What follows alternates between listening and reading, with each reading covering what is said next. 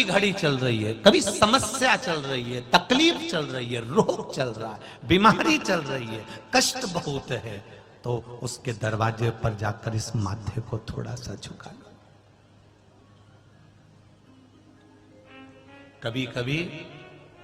अगर तुमको लगे कि मेरे जीवन में बहुत बीमारियों ने मुझे घेर रखा है, तो प्रयास करा करो कि बेलपत्र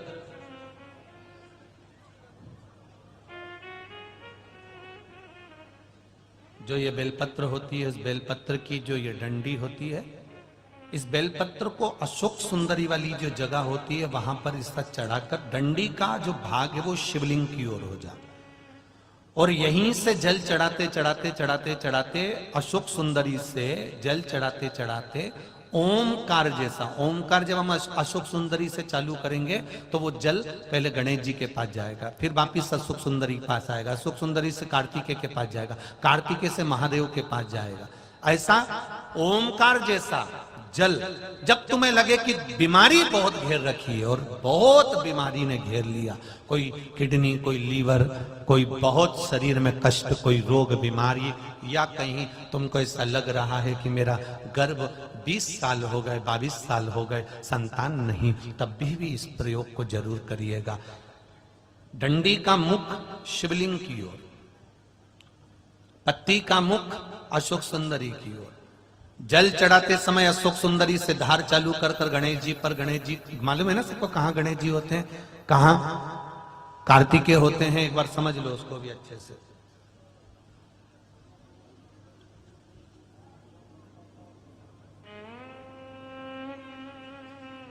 ये नीचे का गोल भाग, ये जल जाने का स्थान, ये शिवलिंग, बीच में जो मोटी सी लाइन होती है वो अशोक सुंदरी का स्थान है।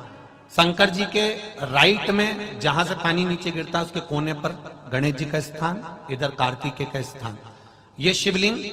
ये जो गोल भाग है ये माता पार्वती जी का हस्त कमल है। ऊपर से जो बूंद बूंद जल कलश में से गिरता है वो शंकर भगवान की 5 लड़कियां, जया, विषहरा, शामरीवारी, दौतली और देव, ये शिव जी की 5 लड़कियां ऊपर से जल की बूंद गिराती हैं। हम जब भी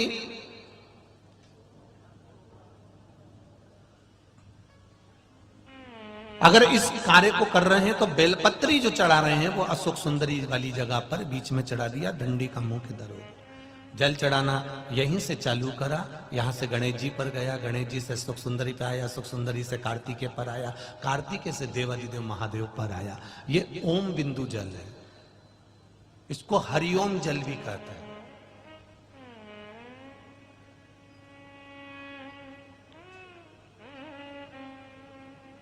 उज्जैन महाकाल में भगवान शंकर को सुबेरे सुबेरे सबसे पहला जो जल चढ़ता है वो हरिओम जल चढ़ता है। आप कभी भी उज्जैन वालों से जाकर पूछना, भस्म रमैया मंडल से पूछना, या उज्जैन के किसी एक व्यक्ति से पूछना, या वहां के पंडा जी से, सबसे पहला जल सुबह का हरिओम जल चढ़ता है। इसको हरिओम जल भी कहते हैं। ये रोग निवारण के लिए,